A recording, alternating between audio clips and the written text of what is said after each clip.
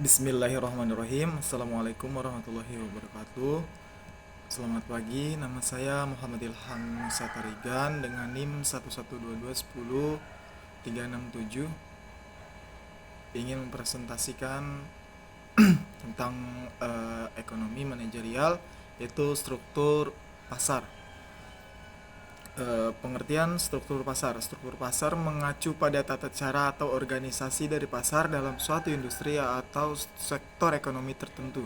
Ini mencakup elemen-elemen seperti jumlah perusahaan yang beroperasi dalam pasar tersebut, ukuran relatif masing-masing perusahaan, jenis produk yang dijual, serta karakteristik persaingan yang terjadi di antara mereka. Klasifikasi struktur pasar. Struktur pasar dapat diklasifikasikan ke dalam beberapa jenis utama berdasarkan karakteristiknya. Berikut adalah klasifikasi umum dari struktur pasar. Itu ada persaingan sempurna, monopoli, oligopoli, persaingan monopolistik. 1. Persaingan sempurna. Ini adalah struktur pasar ideal di mana terdapat banyak penjual dan pembeli yang menjual atau membeli produk yang seragam, sehingga tidak ada satu penjual atau pembeli tunggal yang dapat mempengaruhi harga pasar. Karakteristiknya meliputi banyaknya perusahaan kecil yang beroperasi di pasar, produk homogen atau tidak ada perbedaan kualitas atau ciri khusus. Lalu ketiga, kebebasan perusahaan untuk masuk dan keluar dari pasar. Penentuan harga dalam pasar persaingan sempurna. Dalam persaingan sempurna, harga pasar ditentukan oleh kekuatan pasar yang mengacu pada keseimbangan antara penawaran dan permintaan.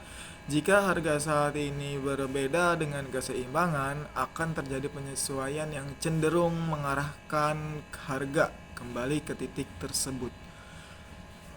Kurva penawaran perusahaan dalam pasar persaingan sempurna memiliki karakter sebagai berikut: lurus dan elastis, biaya marginal, tidak minimum biaya, rata-rata variabel, pendekatan biaya tetap, pengaruh teknologi dan efisiensi, kompetisi dan pasar bebas. 2. Pasar monopoli terjadi ketika hanya ada satu penjual tunggal yang mengendalikan seluruh pasar untuk suatu produk atau jasa tertentu.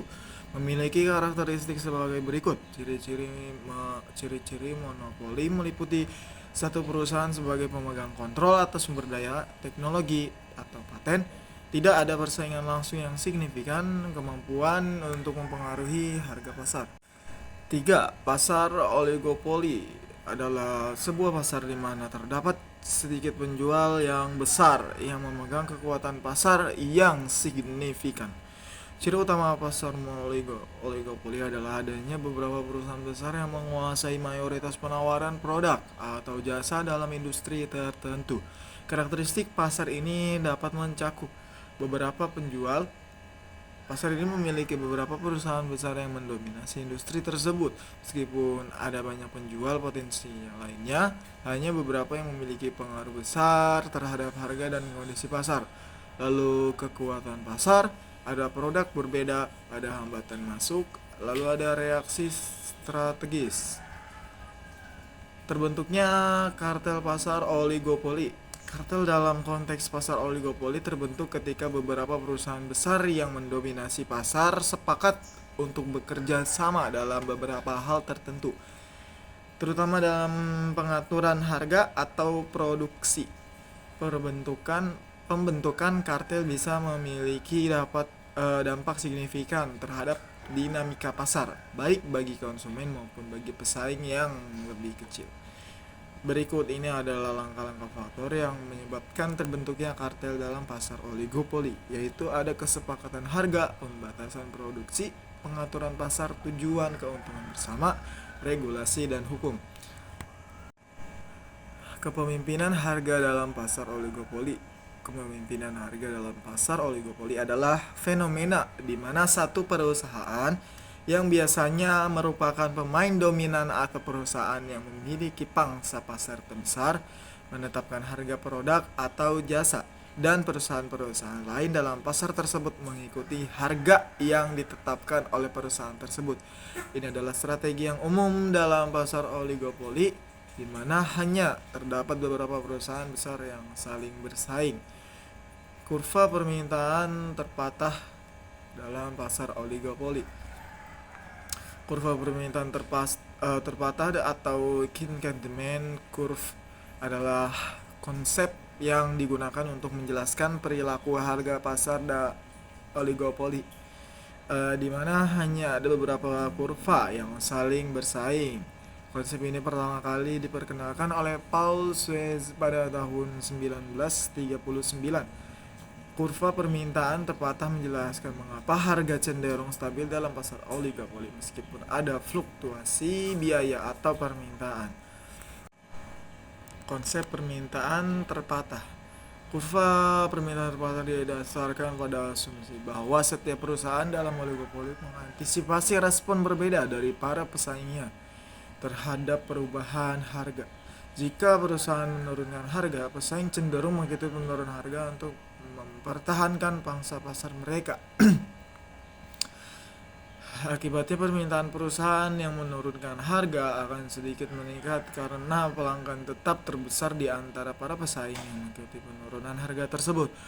Kurva permintaan menjadi lebih inelastis atau curam di bawah harga sekarang.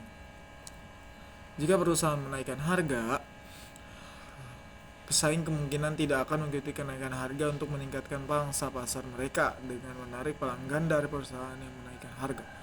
Akibatnya permintaan perusahaan yang menaikkan harga akan menurun drastis karena pelanggan beralih ke pesaing yang mempertahankan harga yang lebih rendah. Kurva permintaan menjadi lebih elastis di atas harga sekarang.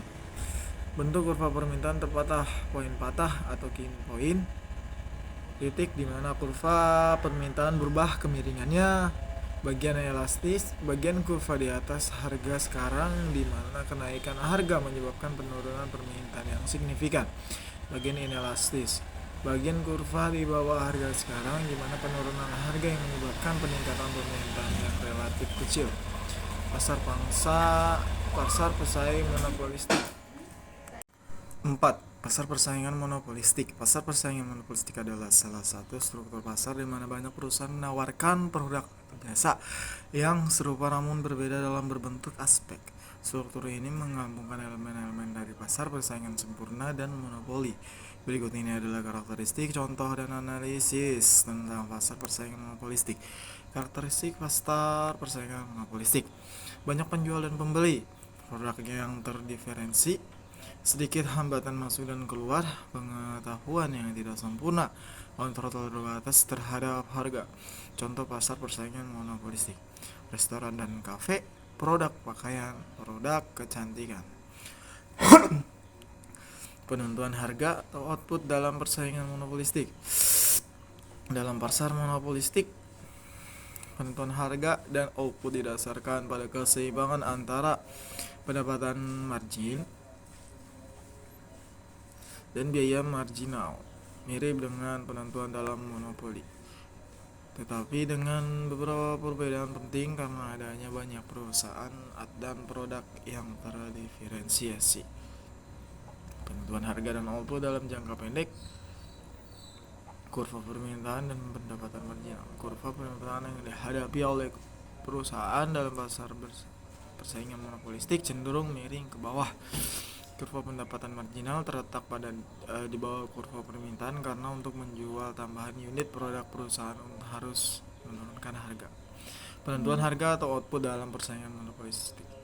Penentuan harga dan output dalam jangka panjang, yaitu kurva permintaan dan biaya dalam jangka panjang. Kurva permintaan yang dihadapi oleh perusahaan akan bergeser sampai bersinggungan dengan kurva ATC, di mana perusahaan tidak mendapatkan. Lalu ada persaingan non pasar. Persaingan non pasar dalam struktur pasar menuju pada strategi yang digunakan oleh perusahaan untuk bersaing yang tidak melibatkan perubahan harga.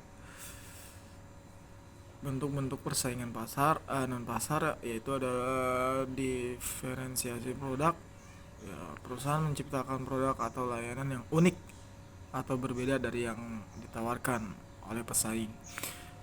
Lalu ada inovasi. Perusahaan terus-menerus berinovasi. Lalu ada branding dan iklan. Investasi dalam membangun merek yang kuat dan mengiklankan produk atau layanan untuk menciptakan kesadaran dan preferensi mereka. merek di antara konsumen. Lalu ada layanan pelanggan, ada distribusi dan aksesibilitas, ada pengalaman pelanggan. Dua, contoh persaingan pasar dalam berbagai struktur pasar.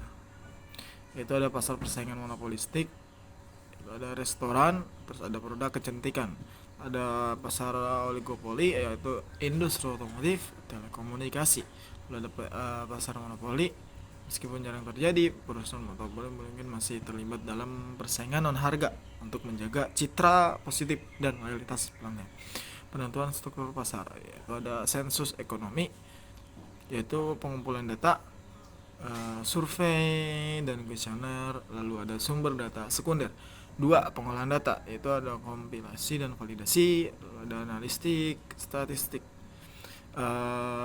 Penentuan struktur pasar. Dua, konsentrasi pasar, yaitu yang mempengaruhi konsentrasi pasar ada hambatan masuk dan keluar. Contohnya industri dengan hambatan yang tinggi cenderung memiliki tingkat konsentrasi yang lebih tinggi karena sulit bagi perusahaan baru untuk masuk dan bersaing. Dua, skala ekonomi. Industri yang memerlukan investasi besar dan memiliki skala ekonomi yang signifikan cenderung lebih terkonsentrasi karena hanya sedikit perusahaan yang besar yang dapat bersaing. Lalu ada teknologi dan inovasi. Industri yang sangat bergantung pada teknologi dan inovasi mungkin memiliki konsentrasi tinggi jika hanya beberapa perusahaan yang menguasai teknologi tersebut. Lalu ada regulasi pemerintah. Regulasi dapat mempengaruhi konsentrasi pasar, misalnya melalui perbatasan lisensi atau perlindungan hak paten. Terima kasih. Mungkin itu saja yang bisa saya presentasikan. Kurang lebihnya mohon maaf. Assalamualaikum warahmatullahi wabarakatuh.